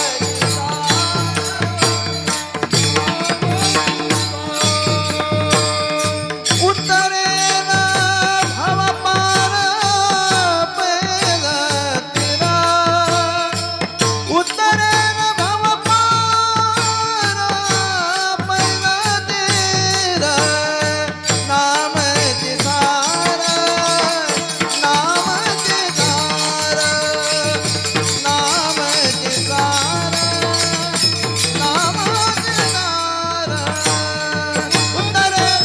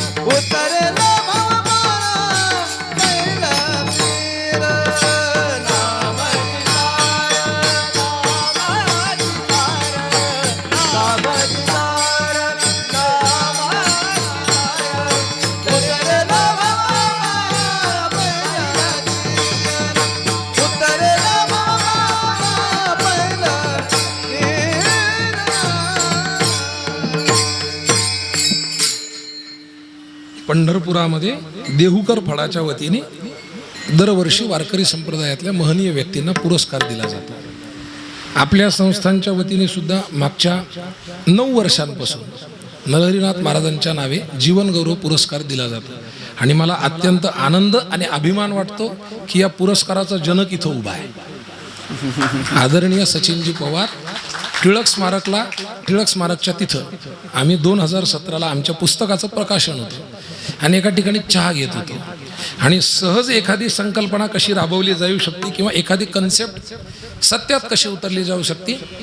दादांनी सांगितलं म्हणे उद्बोध आपण पुस्तक प्रकाशन करतो, एवढे दिग्गज लोक बोलवलेत.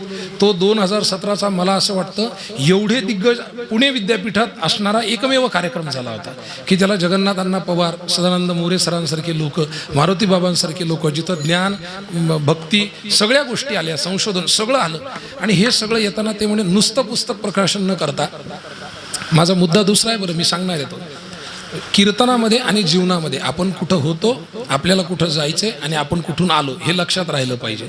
बऱ्याच कीर्तनात असं होतं कुठं होतो हे लक्षात येत नाही, कुठं जायचंय हे लक्षात येत नाही, आणि कुठून आलो हे तर त्याच्यापेक्षाही लक्षात येत नाही. विठाला विठाला विठाला. त्यांनी सहज सांगितलं म्हणे उद्बोध आपण एक काम केलं पाहिजे, नरहरीनाथ महाराजांच्या नावे जीवनगौरव पुरस्कार दिला पाहिजे. आणि त्या वर्षी पहिलीच जी पुरस्काराची मानपत्र ज्याला आपण म्हणतो, ते पुरस्काराचं मानपत्र लिहिलं सचिन महाराजांनी होतं, पण तपासलं आमच्या विजया बहिणींनी होतं. आणि तेव्हापासून आज तागायत ते 9 वर्ष झाले पुरस्कार सुरू आहे. माझा मुद्दा देहूकरांकडे आहे आणि देहूकरांनंतर तो मुद्दा या कीर्तनात येणार आहे. तर देहूकरांनी एक दिवस 1 वर्ष चंद्रशेखर महाराजांना पुरस्कार दिला, धोंडोपंत दादांना. मला वाटतं तो 2018 किंवा 17चा विषय असावा. आणि दादांना पुरस्कार दिल्यावर आदरणीय चैतन्य महाराज तिथे होते. ते दादांचा फेटा आणि दादांच्या चाली या 2 गोष्टी खूप सुंदर आहे. दादांसारखा फेटा बांधायला यायला पाहिजे, किती कीर्तनं केले म्हणजे येईल असं नाही आहे. डोकं दादांसारखं झालं की फेटा येईल. वाच्यार्थाने समजा, नाही तर लक्षार्थाने समजा. तर तो पुरस्कार दादांना मिळाला. आणि चैतन्य महाराज देगलूरकर आपल्या सगळ्यांचं पूज्यस्थान गुरुवर्य, तर यांनी तिथं मनोगत व्यक्त केलं. आणि त्यांनी मनोगतात असं सांगितलं की मी अष्टमीचं कीर्तन मला वाटतं चैतन्य महाराजांचं असतं, द्वादशीचं शिरवळकरांच्या फळावर आळंदीला माऊलींच्या समाधी सोहळ्यात. महाराजांनी सांगितलं, मला आठवतं तेव्हापासून मी ते कीर्तन करायला जात नाही. ते कीर्तन मी जातो कारण मला दादांच्या चाली ऐकायला मिळाव्या याच्यासाठी. माझी ती भावना आत्ता अशी आहे की हे कीर्तन मी कीर्तन म्हणून करत नाही आहे, ह्या चाली ऐकत राहाव्या, ह्या चाली ऐकायला मिळाव्या याच्यासाठी हे कीर्तन आहे. विठ्ठल विठ्ठल विठ्ठल.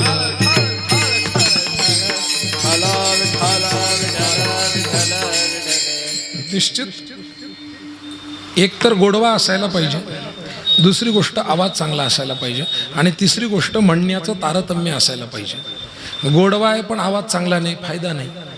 गोडवा आहे, आवाज आहे पण तारतम्य नाही, तरी फायदा नाही. पण गोडवा, आवाज आणि तारतम्य या 3ही गोष्टी महाराजांच्या ठिकाणी ओतप्रोत भरलेल्या आहेत. आणि म्हणून त्यांनी गात राहावं आणि आम्ही ऐकत राहावं एवढीच माझी इच्छा आहे. कारण सांगावं लागतंय हे दुर्दैव आहे. तुम्ही थांबता म्हणून मला सांगावं लागतंय, तुम्ही थांबूच नाही अशी माझी इच्छा आहे. आणि मी तुम्हाला छातीवर हात ठेवून सांगतो, माझ्यासहित सगळ्यांना तुम्ही विचारा की तुम्हाला महाराजांचं ऐकायची इच्छा आहे का त्यांचं गाणं ऐकायची इच्छा आहे. लोक पण इतके भारी आहे महाराज, क्या बात आहे, धन्यवाद. बाकीचे लोक त्यांचंच नाव घेणार होते, तुम्ही घेतलं म्हणून माझी निभवली. विठ्ठल विठ्ठल विठ्ठल. महाराज म्हणतात ते एकच साधन असं आहे की या साधनातून आम्हाला देवाकडे जावं लागत नाही, देव आमच्याकडे येतो. सावता महाराज पांडुरंगाच्या मंदिरात जाऊन धरणं धरून बसले नव्हते. निळोबाराय महाराज इंद्रायणीच्या ठिकाणी धरणं धरून बसले नव्हते. अनेक लोकांचे चोखोबाराय महाराज ते मंगळवेढ्याला काम करत असताना पांडुरंगाच्या मंदिरात येऊन आपोषण घालून बसले नव्हते. नामदेव महाराज पांडुरंगाच्या मंदिरामध्ये अनुष्ठान करून बसले नव्हते. देवाला यांच्याकडे जावं लागलं. याचं कारण यांचं साधन असं होतं की जे साधन भक्ताला देवाकडे नेत नाही तर देवाला भक्ताकडे घेऊन येतं. म्हणून महाराज म्हणतात बाकी सगळ्या गोष्टी असार आहेत, कारण नाम फक्त काय आहे ते सार आहे. दूध घेतलंय, दूध, तर त्या दुधामध्ये दही आहे की नाही मला सांगा, आहे. त्या दह्यामध्ये तूप आहे की नाही, आधी लोणी आहे की नाही सांगा, आहे. त्या लोण्यामध्ये ताक आहे की नाही सांगा, म्हणजे जे खाली निघतं असार आहे. आणि त्याच लोण्यामधून कडवल्यानंतर तूप आहे की नाही मला सांगा. पण तुम्हाला जर कोणी म्हटलं महाराज भात वाढलेला आहे, वरण वाढलेलं आहे, त्याच्यावर तूप वाढा, तर तुम्ही जाऊन जर दूध टाकलं तर चालेल का? नाही चालणार. तुम्ही म्हणाल महाराज अहो याच्यातच दूध आहे, याच्यातच तूप आहे, याच्यातच मध आहे. माणसं सांगणार या दुधाचं दही लावा, दह्याचं सार बाजूला काढा, असार ताक फेकून द्या, त्याच्यानंतर त्याला कडवा, त्याचं लोणी होईल, आणि त्याच्यानंतर जे तूप होईल ते तूप भातावर वाढा. अर्थात चोखोबाराय म्हणतात बाकीची सगळी साधनं ही दुधासारखी आहेत. याच्यामध्ये नामाचा समावेश आहे, परंतु नाम हे असं साधन आहे की जे घृतासारखं आहे, की जे नामाचं साधन सकल संतांनी अगदी ज्ञानोबारायांपासून म्हणजे तत्वज्ञाचे मूर्तिमंत स्वरूप किंवा त्यांचं नावच ज्ञानदेव आहे. ज्ञानेशो भगवान विष्णू निवृत्तीर भगवान हरा. ज्ञानोबारायासारख्या विद्वान सत्पुरुषांनी, तत्वज्ञ सत्पुरुषांनी ज्ञानेश्वरीमध्ये अष्टांग योग लिहावा, ज्ञानेश्वरीमध्ये कुंडलिनी सांगावी. आणि कुंडलिनी सांगितल्यानंतर सुद्धा ज्ञानेश्वर महाराजांनी आदरणीय स्थानावरती आपला हरिपाठ ग्रंथ ठेवावा. हे नामाचं महत्त्व आहे की ज्ञानेश्वरी उपासकांसाठी आहे, अभ्यासकांसाठी आहे, संशोधकांसाठी आहे, वाचकांसाठी आहे, मुमुक्षूंसाठी आहे, जिज्ञासूंसाठी आहे. पण ज्ञानेश्वरी कोणासाठी जरी असली तरी हरिपाठ मात्र सर्वसामान्यांसाठी आहे. आणि ज्ञानेश्वरी लिहिल्यानंतर ज्ञानोबारांनी डोक्यावर मात्र हरिपाठ घेतला. याचं कारण इतर सगळी साधनं तुम्हाला देवाकडे नेणारे, पण नाम हे असं साधन आहे की हे देवाला तुमच्याकडे घेऊन येतं. चोखोबाराय म्हणतात मी माझ्या मनाचं सांगतोय असं नाही आहे, माझा याच्यावर भरोसा आहे की हे साधन काय करतं तर तुम्हाला भवसागराच्या पैल तीरावरती नेऊन सोडतं. भवसागर म्हणजे हा संसार. भवसागराची सुरुवात माणूस जन्माला आल्यापासून होती. आचार्य श्रीमद शंकराचार्यांनी जे पुनरपि जननम पुनरपि जननम पुनरपि जननी जठरे शयनम इह संसारे खलु दुस्तारे, हा इह संसारे शब्द माणसाच्या जन्मापासून तर मरेपर्यंतचा जो कालावधी आहे, जो एक प्रवास आहे, त्या प्रवासाला दिलेलं नाव म्हणजे इह संसारे. हा संसार म्हणजे जन्माला आल्यापासून मरेपर्यंत केला कशासाठी जातो माहिती आहे का? तरुण जाण्यासाठी. ज्ञानोबराय सहित सकल संत बोलतात, ना तरी गर्भवासादी संकट का जन्म मरणीचे कष्ट, हे विसावे विण वाट पाहावी कवणे, किंवा किती वेळा जन्मा यावे कि नित्य व्हावे पजित, सर्व सुखाची आशा जन्म गेला, क्षण एक मुक्ती यत्न नाही केला, हिंडता दिशा क्षीण पावला, माया विष्टीला जीव माझा. ज्ञानोबराय तुकोबराय सगळे सहित सगळे संत भवसागर तरुण जाण्यासाठी कीर्तनामध्ये धुरंधर गायला पाहिजे महाराज. हो हो. माझा मुद्दा हा असतो की मी वर्तमानावर जास्त बोलतो, बरं का. मी एका कथेत होतो, पहिलीच कथा तळवेलची. महाराज ऐका, हे किस्से चांगले आहेत. महाराजांचं कीर्तन होतं तळवेलला, मी भेटू शकलो नाही त्याबद्दल क्षमस्व, नंतर बोलू. हा कीर्तन होतं, कीर्तनात ट्रॅक्टर आलं. आता ट्रॅक्टर दिसलं की तुम्हाला कुमार सानू जर नाही ऐकायला आला तर तुम्ही वेडे किंवा ट्रॅक्टरवाला वेडा. कुमार सानूला आणि अलका याज्ञिकला जिवंत ठेवणारा तोच एक व्यक्ती आहे, हा, दुसरं कोणी नाहीये. तर तो गाणं वाजवत आला. मी व्यासपीठ असंच होतं आणि बरोबर समोरून कोण येतो ते मला दिसत होतं. मला असं लक्षात आलं की तो यायला लागला, गाणे जोऱ्यादार सुरू आहेत, आणि मी म्हटलं आता हा जवळ आला की याच्या गाण्यापेक्षा आपल्या भजनाचा आवाज वाढला पाहिजे. मी असं तयारी धरून होतो की आता भजन सुरू करायचं. आणि तो किती सुज्ञ म्हणावं महाराज, रिक्षेवाला सुज्ञ होता की नाही मला माहीत नाही, मी त्याच्याबद्दल बोलतोय. इथं जर लागू होत असेल तर निव्वळ योगायोग समजावा. मी तळवेलबद्दल बोलतोय.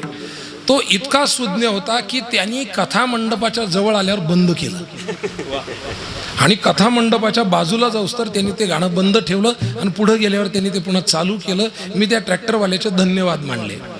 विषय तळवेलचा आहे, इथं लागू होत नाही. मी पुन्हा तेच सांगतो, इथं लागू झाल्यावर निव्वळ योगायोग समजा. महाराज म्हणतात, जन्माला आल्यापासून मरेपर्यंतच्या प्रवासाला जर संसार म्हणत असतील तर ह्या भवसागरातून तरुण जाण्यासाठी सगळ्यांनी महाराज कष्ट केली आहे, दुःख व्यक्त केली आहे. किती वेळा जन्म यावे, कारण 184 योनी फिरकर अवचित नरतनु पाया, दो दिन गए इधर इधर उधर और फिर 84 आया.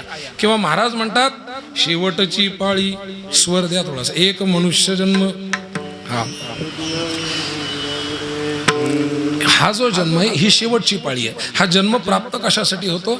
जेव्हा पुण्य 50% येतं आणि जेव्हा पाप 50% येतं त्याला म्हणावं मनुष्य जन्म. ऐका, पुण्य वाढलं की तुम्हाला उच्च योनी प्राप्त होती, आणि पाप वाढलं की तुम्हाला नीच योनी प्राप्त होती. त्याच्यात पाली असतील, झुरळ असतील, किडे असतील. झुरळं 22 मिलियन आहेत भारतात, तुम्हाला माहिती आहे का? 22 मिलियनपेक्षा अधिक झुरळं नेटवर ऑनलाईन आहेत. हो, मला माहीत नव्हतं, पण मला नंतर कळलं. तर ही जी योनी आहे ही कनिष्ठ योनी आहे. पण मनुष्य योनी जेव्हा प्राप्त होती तेव्हा 50% पुण्य आहे आणि 50% पाप आहे, तेव्हा मनुष्य जन्म प्राप्त होतो. आता यम डायरी घेऊन बसलेला आहे आणि विष्णू लोकातले विष्णुदूत डायरी घेऊन बसलेले आहेत की 50%च्या वर वाढतंय काय. जर पुण्य वाढलं तर हा वैकुंठाला जाणार, आणि जर पाप वाढलं तर हा यमलोकाला जाणार. महाराज म्हणतात, हा भवसागर जर पार करून जायचा असेल तर याच्याशिवाय दुसरं चांगलं साधन कोणतं नाहीये. म्हणून महाराज म्हणतात, नामची सार उतरेल भवसागर, भव पार पहिलं तीर. भवसागर नाहीये ना, उतरेल भव पार पहिलं तीर. मी पहिलेच सांगितलं की कीर्तनकाराला अभंग पाठ करवण्याची ताकद या माणसात आहे, की महाराज अभंग पाठ करा, पाठ केल्यानंतर त्याच्यावर कीर्तन करा. हो, महाराज म्हणतात हे मनाने सांगतोय असं नाहीये, ते मी अनुभवलंय, आणि जोपर्यंत ते आपण अनुभवत नाही तोपर्यंत आपल्याला त्याची शुद्धता येत नाही. महाराज आपला अनुभव अभंगाच्या शेवटच्या चरणात सांगतात. चोखा म्हणे माझ भरवसा नामाचा, चोखा म्हणे माझ भरवसा नामाचा, चोखा म्हणे माझ भरवसा नामाचा, चोखा म्हणे माझ भरवसा नामाचा, चोखा म्हणे माझ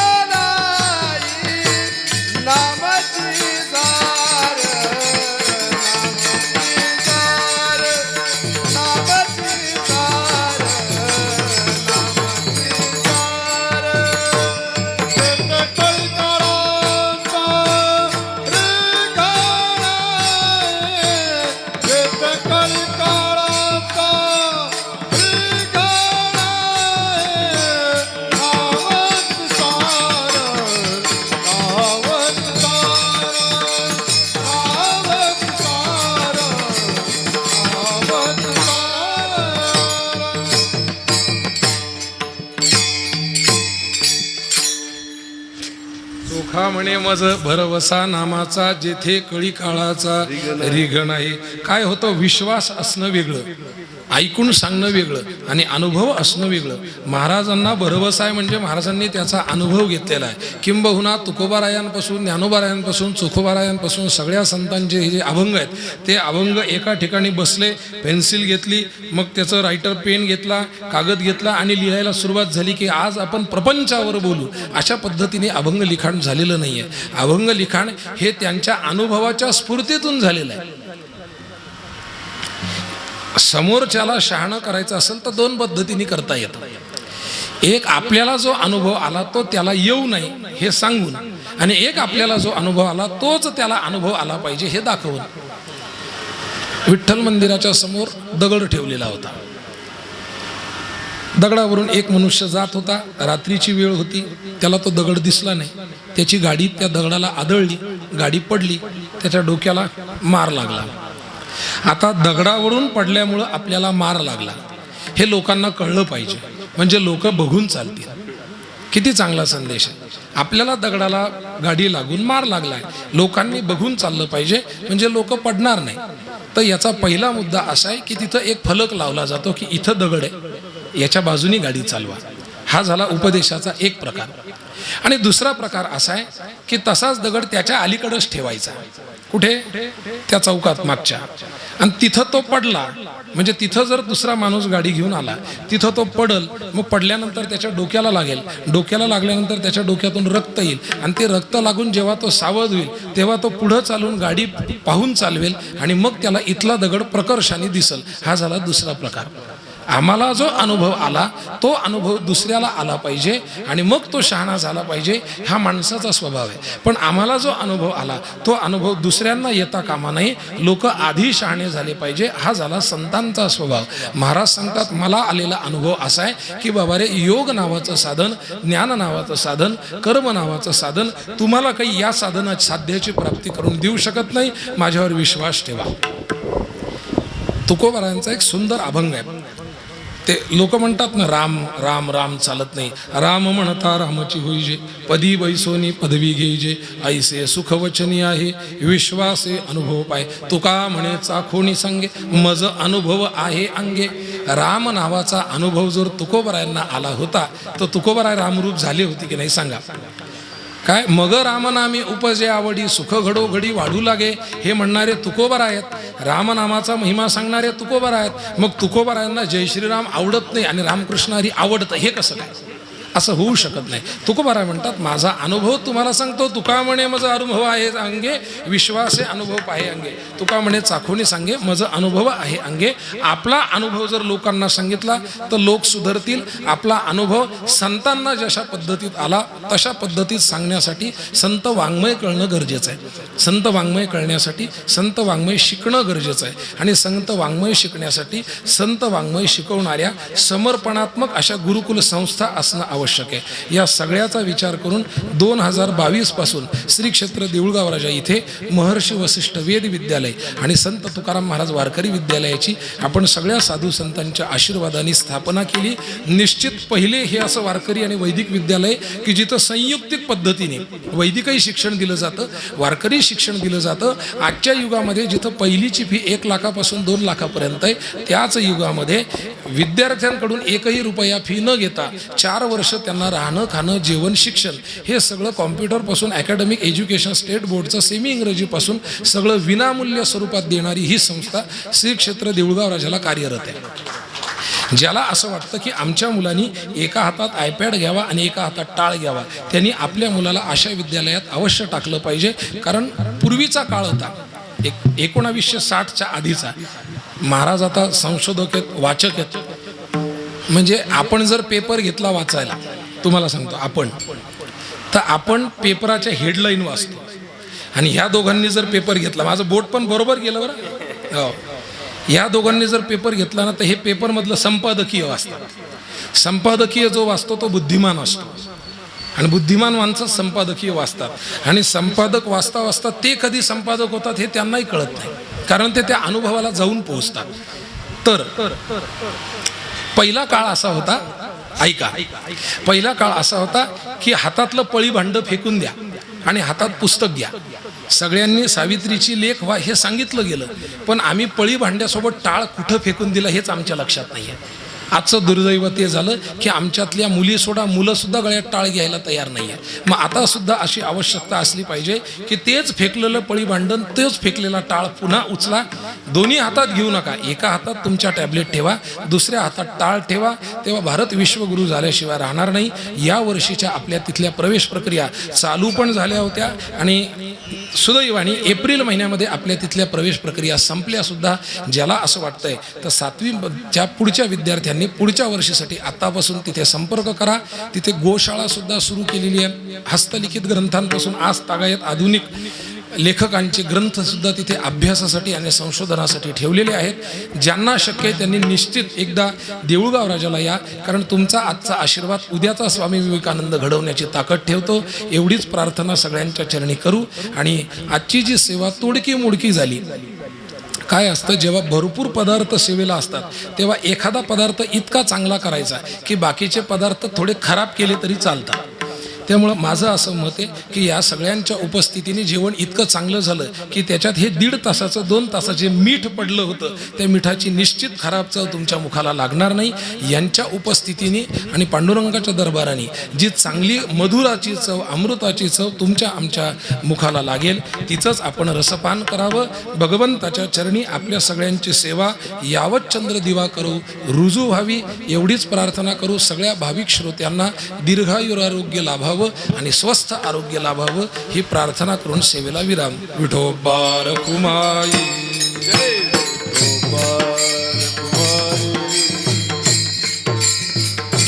जय जय विठोबा रखुमाई.